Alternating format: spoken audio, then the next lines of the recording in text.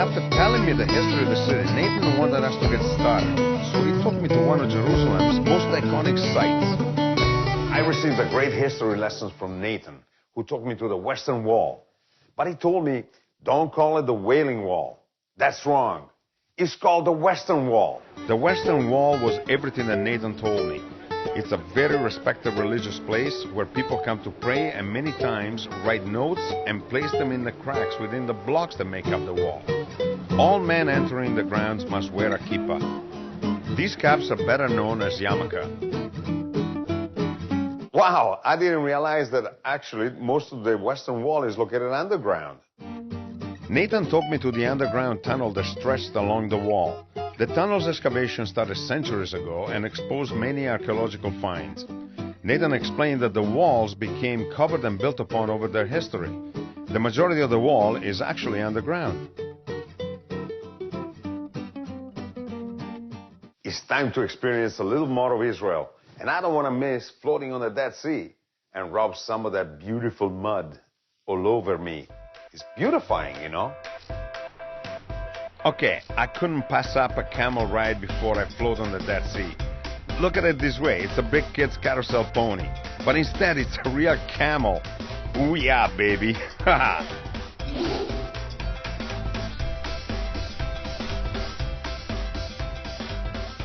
Wow, there definitely is a native fishing boats on that water. And the only fish here really is the tourist, you know? I'm gonna be one of them. I'm gonna go and brine myself in the water right now. The Dead Sea is the lowest point on Earth, and the saltiest as well.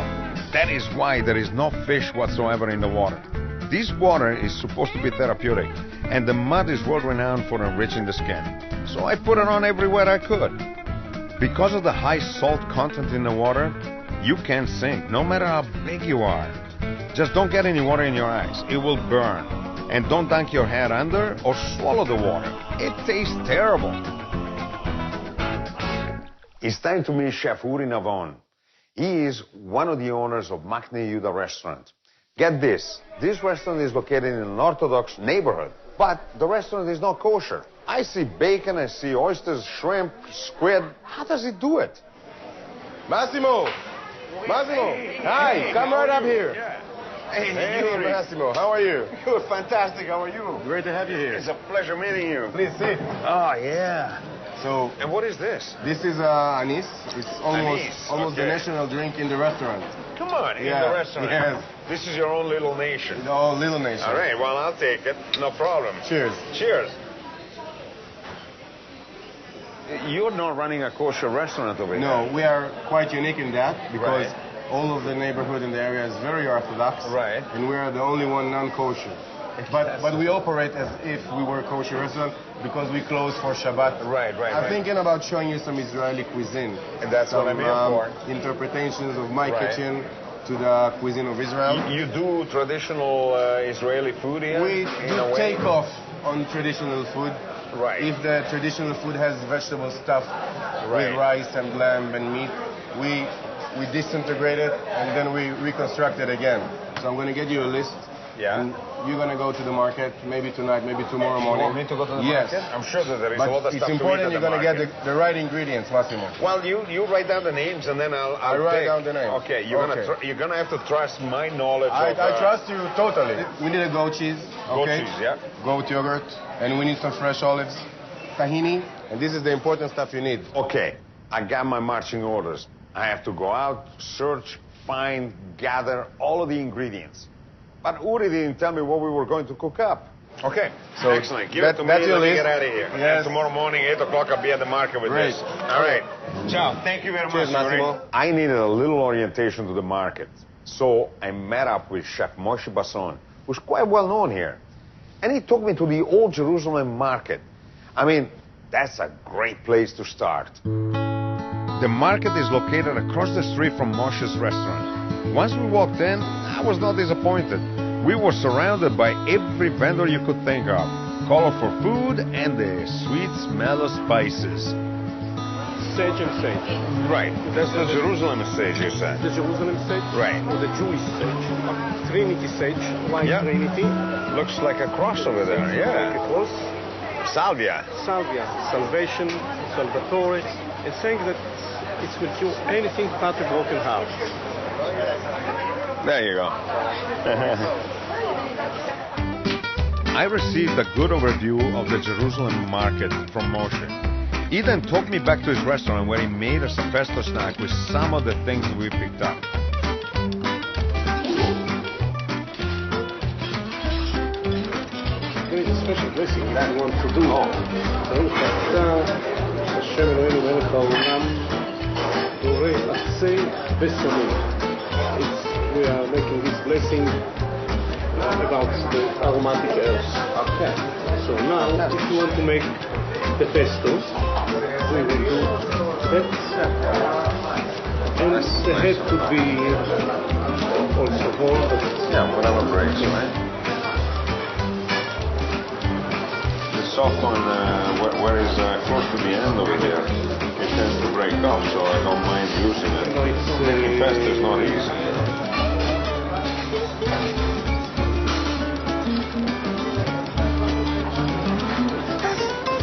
Good? So we will do a pinch of salt. Yep. That is sea salt. So walnut.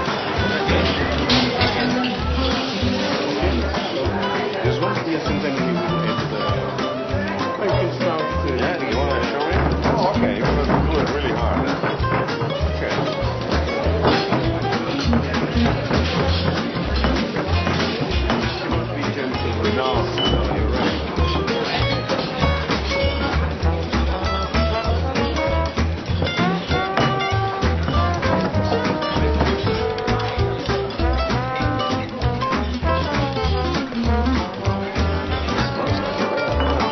From here and on, you can just like that.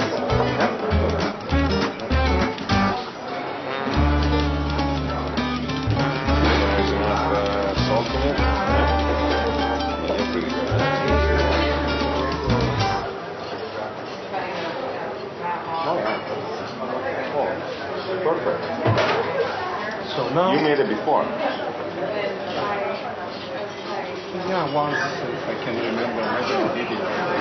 So now we can do it also with some lemon, and it will completely change. And we can add, I like more the fresh ones, but the same from the kitchen, this confit, especially for the Italian, that sometimes too much garlic. they don't Non like. mettere troppo aglio, poco aglio. Now this is going to take on a totally different viewpoint. Wow. Look at that. That is Imagine fantastic. it's on bruschetta or that's the way that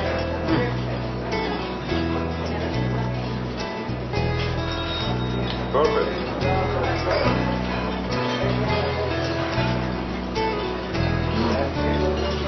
Delicious. Time to get the ingredients. So I went to the Machane Yehuda market, just around the corner from Uri's restaurant. This is Uri's favorite market, where he gets many of his ingredients. I am seeing so many vendors that I shouldn't have any problem filling my list. Smell the nuts, eh? We smell everything here. The smells were great, and my eyes feasted on the dried fruits, berries, figs, and pastries. I couldn't pass them up. Now I need to find tahini. I think Uri is going to make some hummus, since tahini is the key ingredient.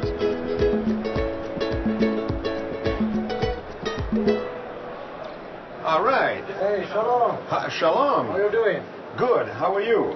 Okay, this is tahina. Do you know what tahina Is sesame seeds, is? right? Exactly. This is actually a sesame grinder. Right. Those are two stones, 117 years old stone. Right.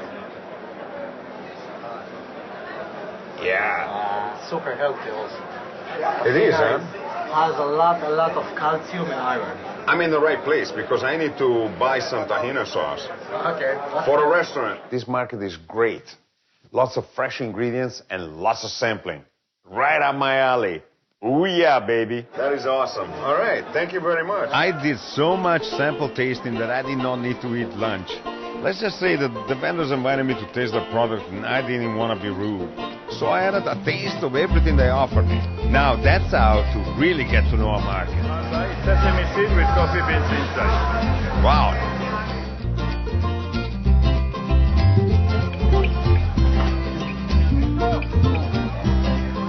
All right. Olives. I need olives. Tassos or calamata? This one. Yeah? Calamari. Okay, 1 and 1. Yeah, 1 and 1. Tassos and calamata.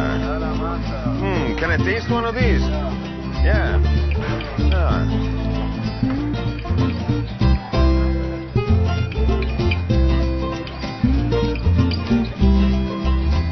How much is it? 45. 45. 45. Okay, thank you. Bye-bye. Ciao.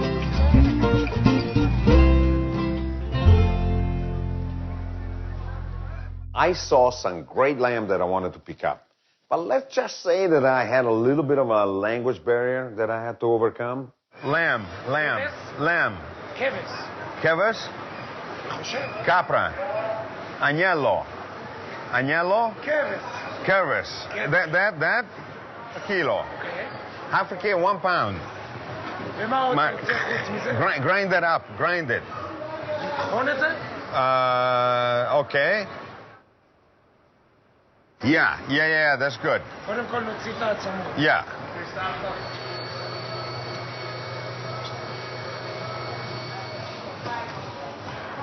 Okay. Hope I get it right. How much? כמה כסף? 10 פעמים 10. 1, 2, 3, 4, 5, 6, 7, 8, 9, 10. זה מספיק. רק זה. That's good? That's very good. Thank you very much. That's very good. Have a lovely day. Now he speaks English? Uri sent me to a unique goat farm to get the goat cheese and yogurt. Hello. Hi. Are you Shy? Yes, I am. Massimo. My name is Shai. Pleasure meeting you. Nice beard over there. That's nice. Listen, a friend of mine from the city sent me here to buy some goat cheese and yogurt. You have that, right? Okay. Yeah? Yes. Okay, let's go and grab some. For the best cheese and yogurt, he's the man. And he's quite a character, you'll see. Shai took me into the cave where he cures all of the cheeses he makes. I guess you can call this his man cave. Man, I will love one of these.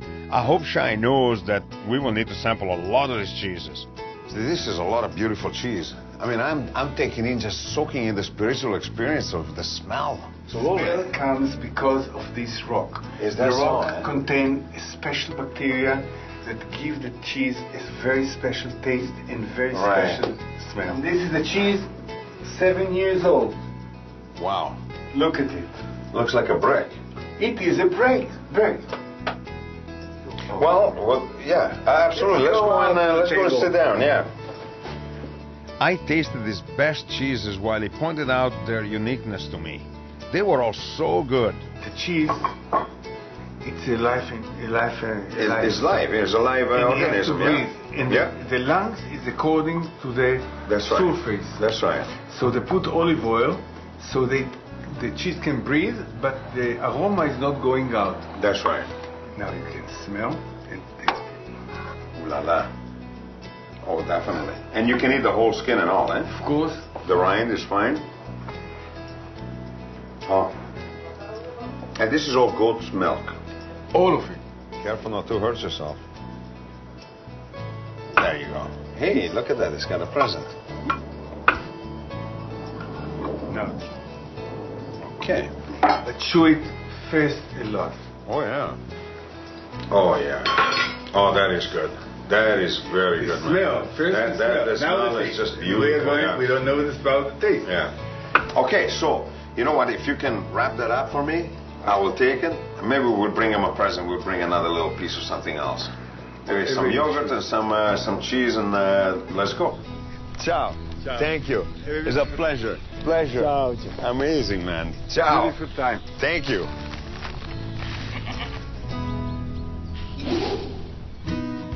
Okay, I made a stop at the Tzuba Kosher Winery, and Paul, the owner, showed me the original wine presses. This is an ancient wine press from the first temple, about 3,000 years old. That's all. That's all. But the way they drank wines is totally different. Right. Today we open up a bottle and we drink it. In biblical times they used to drink 1/3 wine, 2/3 water. Okay. Because of the high sugar and the high alcohol. Yeah, let's go see All the right, tank, yeah. let's go down, eh? This is, you know, I mean, how many of these wineries do they find in this area? There's about 17 of them in this area. 17 of them? 17. So this being a major grape growing area, this is pretty big, man. This is big. You realize that they drank 300 liters a year? 300 liters a year. 300 liters a year. We made our way back to the winery when I asked Paul the important question. I just want to know what makes kosher wine different. I wouldn't say kosher wine is different. The only thing that's different between kosher wine and normal wine is who makes the wine from the beginning of the process till the end of the process. The wine is associated with ceremonial process, so basically. The person that makes the wine basically has to be someone who keeps the Sabbath. Okay. That's all. Today we touch in these barrels. Right.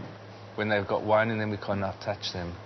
We cannot touch them when they're full. I'm a Jew and I'm not allowed to touch barrels that have got wine in because I don't keep the Sabbath. That's why we have him here. That's why we got the man over there. That's our Shomer Shabbat Yariv, who basically he makes the wine from the beginning. He's my hands and eyes. I mean, seeing the wine, the grapes, and the wine being made is okay, but you know, tasting it is a lot better for me. Without a doubt. Now we're getting down to the real thing. That's right. Okay, this is a 2010 Syrah. As you know, Syrah, Shiraz is the same variety. Shiraz is usually black, high in alcohol, lots of tannins, lots of flavors, fruity flavors. Hasn't got those jammy, overripe flavors which the Shiraz usually has. Oh, yeah. Oh, yeah. It's very elegant. Very elegant. Very delicate, yeah. Heavy, but the flavors stay really nicely. Beautiful, yeah. Absolutely. Well balanced. I think Israel, as a wine industry, is blossoming. Well, fantastic. I mean, there's no reason for a kosher wine to be bad wine in essence. I mean, you can have excellent wine in any denomination. It doesn't matter. I mean, this is great wine. This is absolutely delicious. That's very good. Time to bring Uri the groceries. But somehow, I don't think I got everything I need. No, actually, I'm sure I didn't get everything I need. Sorry, Uri. I couldn't find a couple of items. What did you bring? Okay, I have cheeses, goat cheese. All right. I have the yogurt, tahini, or tahina. Yes? Yeah? No, don't tell me you didn't bring the preserved lemon. Yes. Nobody knows what they were. Massimo, it's the only important thing on the list. I went and asked everybody. Nobody understood what preserved lemon. Because you speak like a tourist. Well, what can I do about it? I'm a tourist. So we're going to start by doing the meat. So onions. We put some chopped onions. And that's roasted garlic or raw garlic? Raw garlic slice. Yeah, yeah. And we're going to put the lamb fat. I like it already. This is a perfect start. Yes, it's a good start. I love that. Now you're going to add the meat right away. So beautiful beef, huh? Yes. And let it take all of the juices off. Here? Yeah. And meantime, we're going to do the tahini and yogurt. Okay. All right. How much? More. That's it. All right. And some yogurt. Yep. Good tahini. Yeah. Basically, we do equal amounts. Equal amounts. Yeah. Yogurt and tahini. Okay, that's what I need to know. Lemon juice. Yeah. Freshly squeezed. Fresh. Good. Perfect. So this is the base for the Shik Shuk. Okay, so you put that in the bottom of the plate. The meat is going to be sitting on top of that. On top. So it only takes like a half hour. Yes, it's a very quick ragu. Right. It's not like a bolognese that takes 4 hours and very slow, and then the old grandmothers, they scream at you if you don't cook it another hour. No. We'll put salt. Nice. We'll put some black pepper. Yeah. We have some pistachios and pine nuts. These are raw pistachios. Yes, and not cooked, not roasted. Oh, look at these pine nuts. Yes, nice and small. Small. These are local? Yes. Those are fresh. Yes. So really, that's a nice generous amount. Yeah. And some pistachios. I have not tasted pine nuts this fresh in a long time. Let them cook together. Yeah. Beautiful. Nice, nice. You can smell the lamb. Yeah. This is the harissa paste. Harissa paste, yeah. Okay. The preserved lemon that you didn't bring. That is the preserved lemon, but why is it orange? I put some spice, like a bit of turmeric. More spices? Yes. Perfect for my nostrils. À la planche. Yeah. Paprika. Yeah. Not spicy. Not spicy, yeah. Sweet paprika, yeah. And this called hawaj. Oh, almost smell like curry. Yes. But a different style of curry. Taste it and say if we need to add more salt or something. I'm in love with the smell, man. I want to teach you some very important Israeli thing. Okay, talk to me. When we do hummus, yeah, you know hummus. Oh yeah, I know hummus. Haha, that's good. You take some tahini and yogurt, we call it tahigurt. Oh, okay, we spread it. Just all around like that? It's one movement, Massimo. Be Israeli. Yeah, Israeli style. Okay. One movement. Like that. Yes. Now we take the beef. Yep.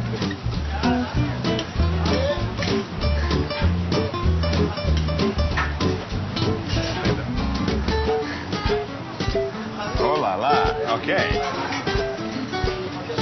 And now we have to finish that, the dish over there. Yes. Okay, let's do it. Come on. So we're taking goat yogurt that you bring. Yep. Some rocket pesto. And that's arugula. That's arugula. The olive that you brought me. Yep. I made some tapenade from it. Okay. This is the preserved lemon. Yep. And some harissa. Ah, that's what it went. And all of that comes on top. So I'm going to do the small one. Yep, no problem. You're going to do the big one. The big one. So we put some yogurt.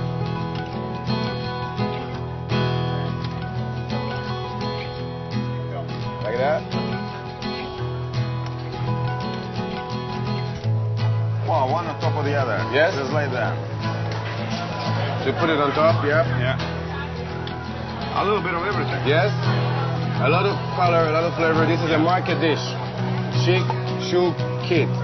Shik Shuk Kit. Yeah. You shake the shuk. You shook the shik. You shook the shake. This dish is from the day we opened the restaurant 4 years ago. Wow. Every day. You invented that, or yes? Like this is your own. Yes. And you get a pita bread. You serve it like that. Ooh la la. Now that's a nice dish. That's a dish. So when you take the pita. Yeah, baby. Woo, baby, yes. יום שישי הגיע, ענדי קרפצ'יו דק, פולנטה רכה, פלמנקו, עגבניות בלי אנצ'ובי, פסטה ילדים, עגבניות שמנת. Okay, like that. That is delicious. Yes? It is. Jerusalem is an amazing place and with an abundant history. And take it from me, the food here is fantastic. I mean, lots of fresh lamb, spices, herbs, cheeses, yogurt, tahini, and everything is grown here. No wonder the cuisine is so good. Chef Moshe cooks in a very traditional way, while Chef Uri cooks new-style dishes in a non-traditional way, but he's in a very traditional Orthodox neighborhood. Buon appetito!